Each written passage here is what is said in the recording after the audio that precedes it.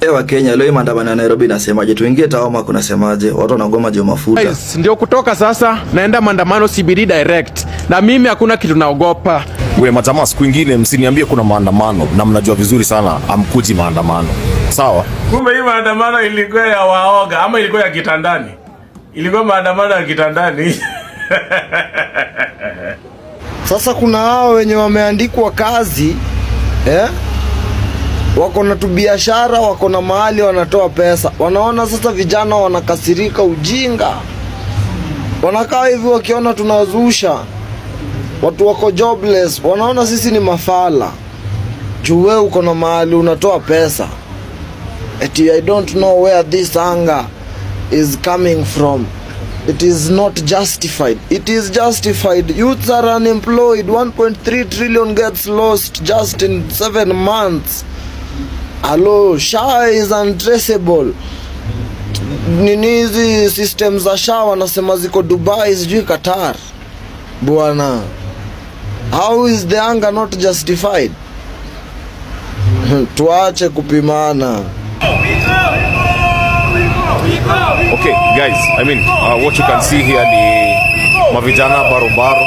I mean, Down with fuel prices. Down with fuel prices. Down with fuel. Hi bro. Songa hivi kidogo. For the first time we are seeing you in our channel. Thank you for joining us. I just have one question. What is this protest for? This protest, let's say, mostly about the high fuel prices, but also there are so many problems. The problems we have are as many as we are. Okay. Let's go there and see what we do. We are going to address the issues. Yes. Okay. Yeah. No worries. We are going. Okay. All right. Kasongo must go. All right. Hello guys, ndio kutoka sasa naenda maandamano CBD direct. Na mimi hakuna kitu naogopa. Mimi nataka kuambia Kasongo lazima aende. Hawezi kutudanganya ati pikipiki. Tangu lini pikipiki ikatumia mafuta taa? Tunasema ati watu wa pikipiki wapata nafuu. Wao mafuta yao ya taa ijapandishwa bei. Bana leo utajua ujui. Niliona umetoka, umeenda Italy. Lakini utatoka Italy kama wewe ni raia. Utatoka Italy kama wewe ni raia. Wacha leo tuende hapo CBD hapo. Hiyo Murkomen hiyo yenye anasema ati hakuna maandamano, ni maandamano leo. Kitaeleweka. Masaa ndio hii. Kama bado uko kwa nyumba toka. Masaa ndio hii tukutane pale Tao. Bwana, tusafishe rada ya Kenya. Kenya tusafishe, tunasafisha kila mahali. Huyo CS wa nani? Huyo CS wa fuel. Sasa lazima angeshajizulu ama angeshaenda. Sijui anafanya nini hapo. Wanatuletea fuel, fake fuel bwana. Triple tons. Alafu anasema hapa ati sijui nini. Bwana, sisi hatukuambia watu wa Iran wapigane. Sisi ni wa Kenya na sisi leo mtatutambua. Wewe majamaa, siku nyingine msiniambie kuna maandamano na mnajua vizuri sana amkuji maandamano. Sawa? Mimi nimepanda Uber kingia KFC. Sawa? Nikapiga KFC hapo Rekejeke. Niko kadi. Nimefika Tao. Mimi expect action bro. Najipata peke yangu. Kwanza nilikuwa ndani nitapata makarao. Nimepata tu makanjo. Makanjo tu ndo wako area man. Makanjo ndo wako area. Mmenifanya mbaya. Ewa Kenya leo maandamano ya Nairobi nasemaje? Tuingie Taoma kunasemaje? Watu wanagoma juu mafuta. Na serikali simchukue tu watu wanaona tu muwaite kando muwafinye mwakamua mafuta. Nimeona pia tuko na hivi kabudana bigi. Jamani, watu wanaona hapa ndo tunasaidia tunawategemea jameni. Wale watu wa love handles, wale watu wa poti. Ama wale madaktari ambao mnafanya hii kazi ya BBL. Hiyo mafuta mnapeleka ngapi? Anyway guys, sijui kama Tao kuingia ni safe. Tunafaa kwenda kwa Mbai leo, tuko na appointment leo, tunafaa tuende kwa Bonfire, tunafaa kwenda kwa S Prestige, tunafaa kwenda kwa Kinjo Bells, tunafaa kwenda pia wengine, tunafaa kwenda kwa Bolo. Na sijui kama tutaenda Tao itakuwa safe ama itakuwaje. Mnasemaje guys? Tuingie town ama kumetulia? Anyway, kila mtu akona rate yake kwenda kwa maandamano, but na hii weather pia ni mbaya. Ama Ruto ameongea na Mungu kunyesha wapoeshe moto wa maandamano. Anyway, guys, we still have our event on the 26th pale Kajondozi Stadium, and wale watu wame support so far wakina Governor Sonko, thank you so much. Governor Kananu, thank you so much. Esther Passaris, thank you. Wakina Mosiria, thank you so much. Na kama bado come through from by guys, we still need your help. Let me see kama tutaingia town.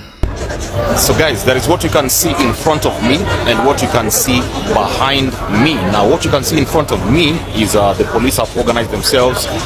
They want to quell today's protest, and here we have of course there's a police who is speaking to protesters here, and he's trying to tell them to at least calm down, because I mean maybe things will be better one day, I don't know, but we're currently at the archives, and yeah.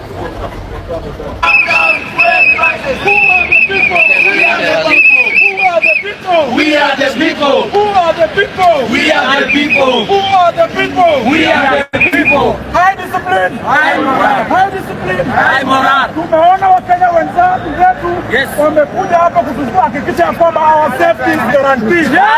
Let us listen to what our Kenyan people what they have to say. Yes. Viva Cobra Fever. Viva.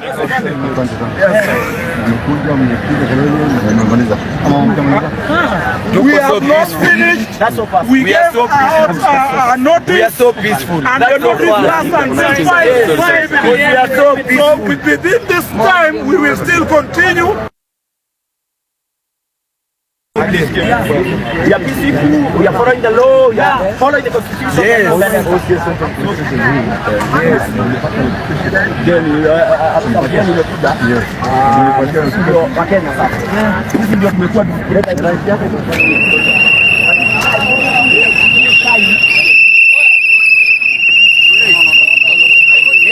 We have to talk.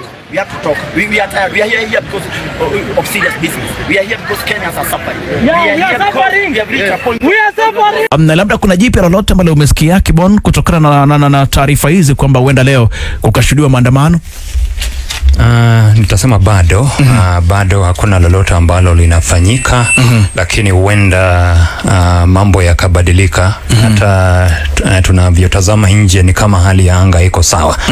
Kwa hivyo tunatarajia kwamba baadaye hivi huenda maandamano haya yakaanza katika jiji la Nairobi na katika maeneo mengine. Okay. Ndio. Labda Sakali, unajua swali kuu ambalo kwamba labda watu watakuwa wanajiuliza ni kwamba je, haya maandamano yana mashiko yeyote kwa siku ya leo? Ukiniuliza mimi nitasema kwamba maandamano haya, kwa sababu kwanza tuanze na kwamba maandamano ni mojawapo ya njia za kikatiba, kwa hivyo si haramu, ni njia za kikatiba ambazo wananchi wanaruhusiwa kuweza kutumia, kuweza labda kuteta na kuwasilisha malalamishi yao kwa ofisi mbalimbali, petitions zile kwa ofisi ambazo bila shaka zinahusika kuhusiana na swala lolote lile.